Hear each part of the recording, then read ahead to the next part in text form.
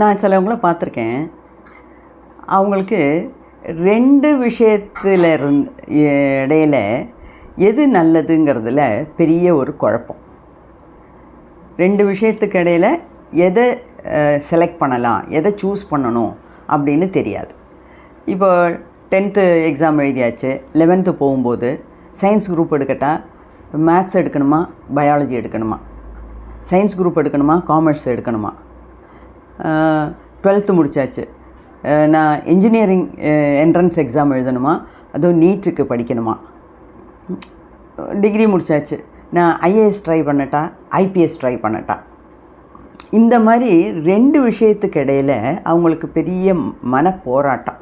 ஒரு வீடு வாங்குறதுனா கூட இந்த வீடும் ஒரே விலை, அந்த வீடும் ஒரே விலை, அப்போ இதை எடுக்கலாமா, அது எடுக்கலாமா. இந்த மாதிரி எல்லா விஷயத்துலேயும் 2 விஷயத்துக்கு இடையில் ஒரு தீர்மானத்துக்கு வர்றதுக்கு கஷ்டப்படுறாங்க. இவங்களுக்கு என்னென்னா, வெளியே பார்க்குறதுக்கு குவைட்டாக இருப்பாங்க, அதே சமயத்தில் மனசுக்குள்ளே இந்த போராட்டம் நடந்துக்கிட்டே இருக்கும். அது மட்டும் இல்லை, அவங்கக்கிட்ட இருக்க இந்த போராட்டத்தை வெளியே சொல்ல மாட்டாங்க. அது இன்னும் கெடுதல்.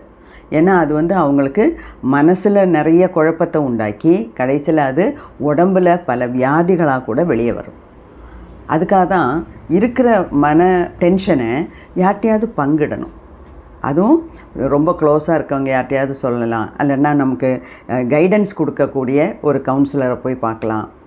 இந்த மாதிரியெல்லாம் பண்ணாமல் இருந்தாங்கன்னா அது அவங்களுக்கு உடல் உபாதைகளை கொண்டு வந்து விடும்.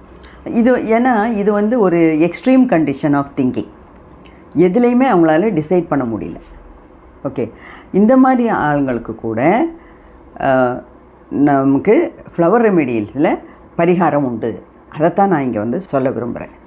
ஓகேயா? அப்போது உங்களுக்கு இந்த மாதிரியெல்லாம் வாழ்க்கையில் 2 விஷயத்தில் எது பெட்டர் அப்படின்னு செலக்ட் பண்ணுறதுல எப்போவுமே கன்ஃபியூஷன் இருக்குது அப்படின்னு தோணுச்சுன்னா என்னோடய வாட்ஸ்அப் நம்பருக்கு சேட் க்ரியேட் பண்ணி காண்டாக்ட் பண்ணுங்கள். இந்த கரெக்டான ரெமிடியை சாப்பிட்டிங்கன்னா இந்த குழப்பத்திலேருந்து வெளியே வரலாம்.